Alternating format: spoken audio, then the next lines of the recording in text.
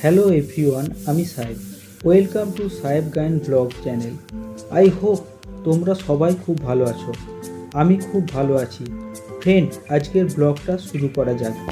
New Digha থেকে ঢিলছড়া দূরত্বে এক নিরিবিলি সৈকত।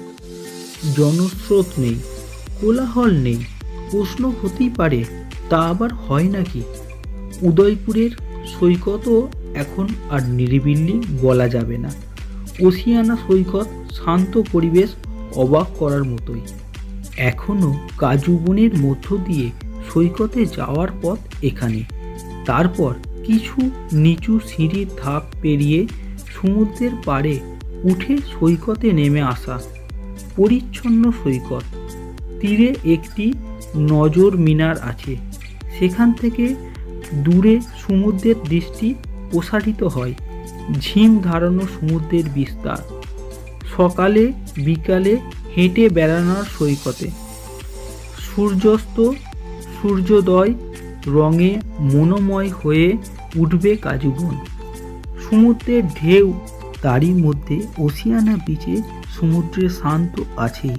চাইলে ওসিয়ানা বিচ থেকে টোটোয় চেপে মিনিট 10-এর মধ্যে নিউ দীঘা অনেকেই যেতে পারেন। শঙ্করপুর, মন্দারমণি, তাজপুর, ওদিকে উদয়পুর, তালসারি, বিচিত্রপুর বেরিয়ে আসাই যায়। বাংলা উড়িষ্যা সীমান্তে উদয়পুর সৈকতের কাছে দত্তপুরের সমুদ্র তীরে শান্ত পরিবেশে বিশাল এক এলাকা জুড়ে বিস্তীর্ণ পশ্চিমবঙ্গের মৎস্য উন্নয়ন নিগমের উড়িষ্যানা গেস্ট হাউস কমপ্লেক্স। অতিথিশালার নামানুসারে সৈকতের নাম। গেস্ট হাউস চত্বরের মধ্যে রয়েছে চিলড্রেন পার্ক। কমপ্লেক্সের নিজস্ব জলাশয়ে মাছ ধরা যায়। বোটিংয়ের ব্যবস্থা আছে। রয়েছে পার্কিং এরিয়া। এছাড়াও রয়েছে কনফারেন্স হল, সোভিনিয়ার শপ, থাকার জন্য অনেকগুলি এসি ঘর আর খাওয়া দাওয়ার জন্য চমৎকার এক রেস্তোরাঁ। রকমারি সব পদের যোগান পাওয়া যায় সেখানে। ওসিয়ানা খাবারের স্বাদ প্রমাণ সাপেক্ষে নিশ্চয়, তবে সুনাম আছে।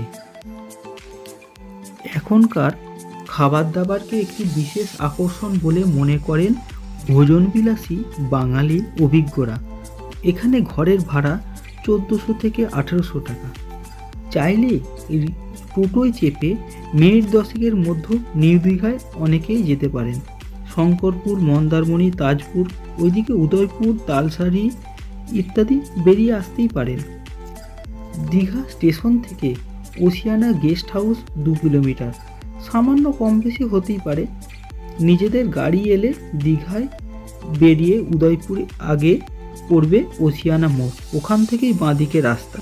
আমরা ভ্রমণ পিয়াসী বাঙালিরা বাংলায় একটি প্রবাদ সচরাচর আমরা বলে থাকি,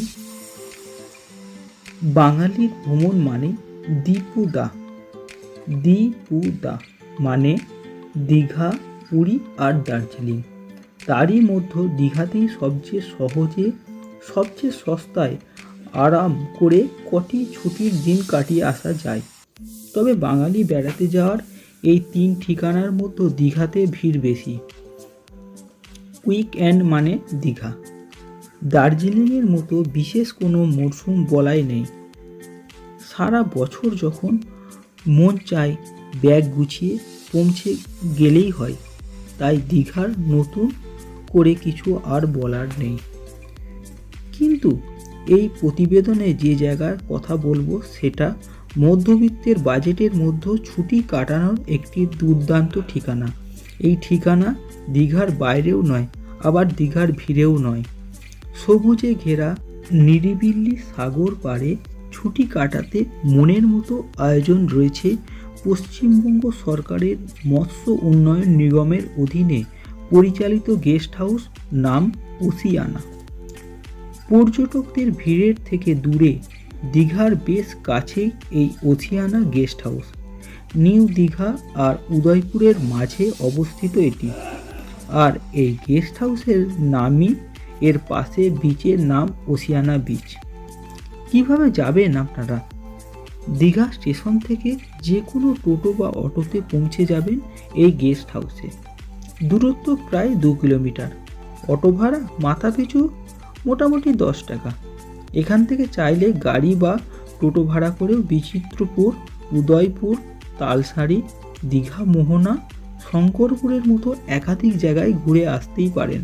ওসিয়ানা সমুদ্র সৈকত দীঘার একটি উল্লেখযোগ্য অংশ হিসাবে পরিচিত। দীঘা পশ্চিমবঙ্গের পূর্ব মেদিনীপুর জেলায় অবস্থিত ভারতের একটি জনপ্রিয় সমুদ্র সৈকত। কলকাতা থেকে প্রায় 187 কিলোমিটার দূরে বঙ্গোপসাগরের উত্তর প্রান্তে অবস্থিত।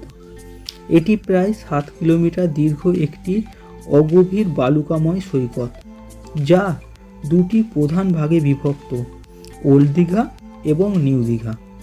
ওসিয়ানা সমুদ্র সৈকত সাধারণত দীঘার সীমান্তের শেষ বিন্দু হিসাবে বিবেচিত হয়। সেখানে দীঘার মোহনা থেকে শুরু হয় এবং সৈকতে এসে বিস্তীর্ণ শেষ হয়। এটি দীঘার একটি শান্ত ও নৈসর্গিক অংশ, যেখানে পর্যটকরা সমুদ্রের সৌন্দর্য উপভোগ করতে পারেন। সৈকতটি ঝাউবন এবং প্রাকৃতিক সৌন্দর্যে ঘেরা, যা দর্শনার্থীদের মন কাড়ে। এখান থেকে সূর্যাস্ত এবং সূর্যোদয় দৃষ্টি অত্যন্ত মনোরম। দীঘায় পৌঁছানোর জন্য কলকাতা থেকে ট্রেন নিয়ে নিউ দীঘা রেল স্টেশনে যেতে প্রায় 3.5 ঘন্টা সময় লাগে। এছাড়াও সড়ক পথে সহজেই যাওয়া যায় ওসিয়ানা সৈকতের কাছাকাছি থাকার জন্য। হোটেল বা লজ পাওয়া যায়, যা পর্যটকদের জন্য সুবিধাজনক। আপনি যদি এই সৈকত সম্পর্কে আরও কিছু জানতে চান, যেমন কিভাবে যাবেন বা কি কি দেখার আছে, তাহলে কমেন্ট বক্সে কমেন্ট করে জানান। আমি সমস্ত তথ্য আপনাকে জানিয়ে দেব। আমার এই চ্যানেলে আপনি যদি নতুন শ্রোতা হন, প্লিজ চ্যানেলটি সাবস্ক্রাইব করে বেল আইকনটি অন করে রাখুন, কারণ ব্লগের মাধ্যমে আমি বিভিন্ন ভিডিও আপনাদের কাছে পৌঁছে দেব আপনাদের মনোরঞ্জন করার জন্য। সকল শ্রোতাগণ ভালো থাকবেন, সুস্থ থাকবেন। ধন্যবাদ।